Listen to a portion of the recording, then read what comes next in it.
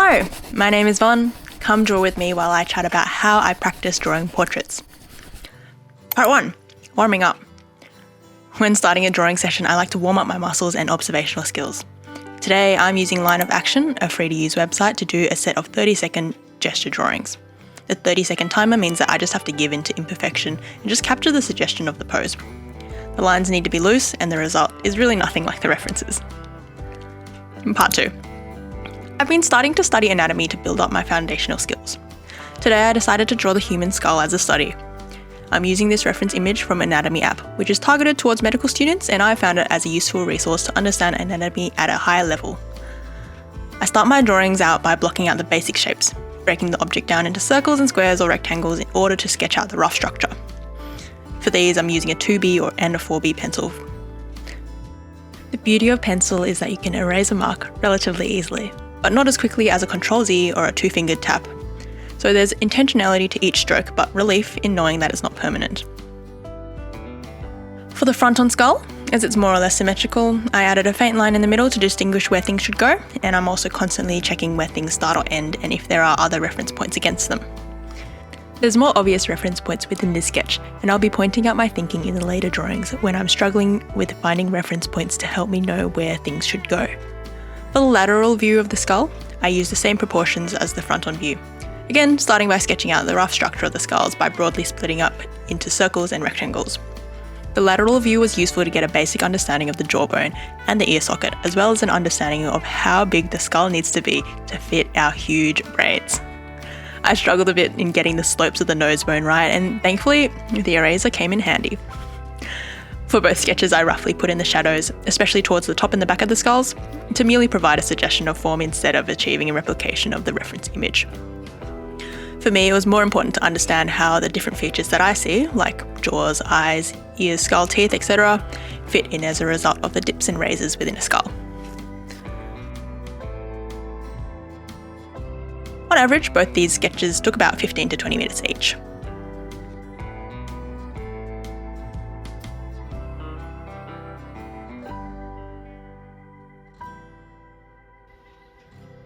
Part 3. Bringing it together. On to portraits. Woo! I've decided to use a ballpoint pen for these to challenge myself. I chose a pen that was smooth flowing, not overly inky, and didn't catch too much. Ballpoint pen is cheap medium, but has a high amount of textural potential as you can build it up, and the small globs of ink that get transferred every now and then kind of provide character to the illustration, which I like. Before putting any strong lines down, I'm gauging the size of the portrait on the page and putting dots down as to where I approximate the eyes, nose and lips should be. I always take quite a bit of time at this stage as it's the basis for the rest of the portrait. If I get this too incorrect, I'm unable to erase it and the rest of the portrait gets out of whack. For this small portrait, I honestly spent about 3 minutes straight just drawing invisible circles and putting small dots down before properly getting started with building up the central features, starting from the nose. As this portrait is more front-facing, I felt relatively confident to draw in the width of the face, but did struggle on how long to make the chin. I know in past drawings I've often made the chin a bit too short, and knowing that, I put the chin a little lower than what I originally thought it would be. The model Sophia's head is slightly more downwards facing instead of straight on at the camera. I didn't quite account for that perspective when outlining the structure, which is why you'll see when there's the side-by-side comparison, it does look a little bit different. But I did have to make with what I started with work. Talking about making things work, the lips. So I know Sophia is kind of frowning in the reference picture, but I accidentally put the end bits of the lips too high, leading to a more neutral, if not happy expression. I would totally have redone the expression if I could erase or undo. Did my best to fix it, but one can only do so much without redrawing. Once the structure of the features are there, I started on the hair. Knowing that the top of your head is kind of big, like your brain needs somewhere to live, I floated some invisible circles to estimate where the top of the bangs needed to start. One thing that I often do that you'll see a lot is when I'm working on a medium that's hard to erase, I make a lot of phantom strokes or practice the line in the air before putting down the mark on paper. This repetition allows me to imagine what the line might be and prime my muscles to make the mark that's hopefully where and what I want it to be. I'm starting to build up the shadows on this portrait and I'm using a pretty light hand. It's easier to build up depth and impossible to lighten without introducing a different medium.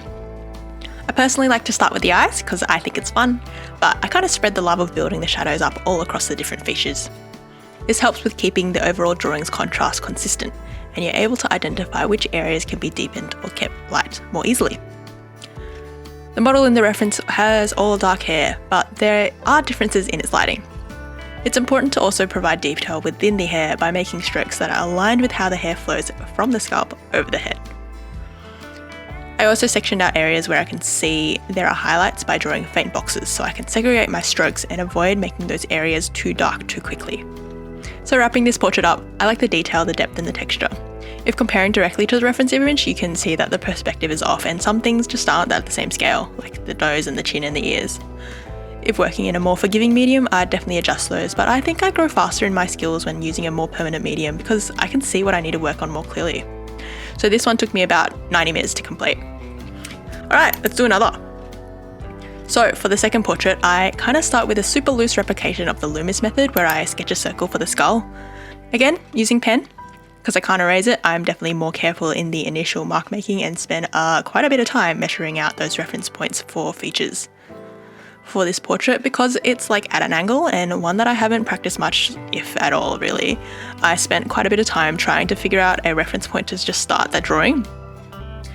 I typically tend to start with the eyes as a reference point and then work down nose to lips like what you saw in the previous portrait, while simultaneously determining the width of the face. But for this one I really struggled a lot more because of that angle and as well as the lighting. The lips were tricky to figure out, particularly because of what I just mentioned, that lighting and the angle. When I get stumped, I often look towards where the darkest parts that are related to the features I'm currently drawing, so like what those shadows are, and then work from there. Again, I'm always able to go darker when using pen, but can't go lighter. So for this one, I'm focusing on the shadows around the eye sockets and the shadows on the left side of the face along the nose bridge and the bit between the nose and the lips. This is a bit of like a negative point, I reckon, with the way that I currently draw portraits.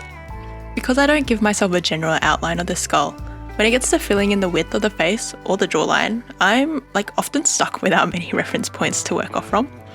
And you can totally see that here. I'm trying to find a reference point to where the ear should start and therefore as well where the jaw should be. So during this time, I am constantly referring back to the reference image to see what areas within that image could be used as anchor points. So for this one, after a lot of looking, I noticed that there was a line from where the top of the brow bone starts that also goes down to meet the start of the jawbone.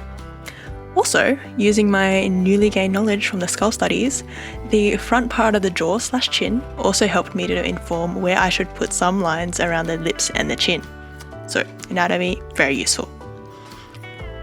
Not gonna lie, it was around this stage where I kind of felt like giving up because I wasn't confident in where I had placed the features and I actually couldn't see where things would join up.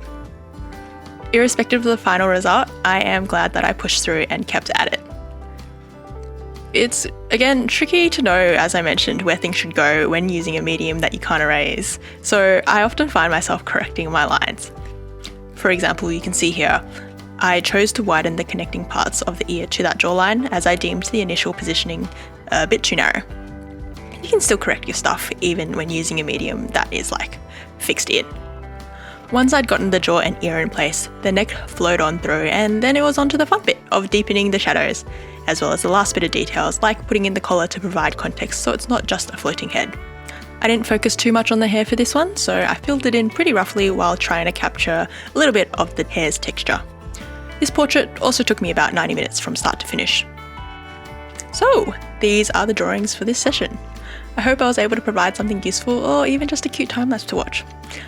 I definitely learned a thing or two within this drawing session. Click that subscribe button to join me in my art journey towards improvement. Catch you next time.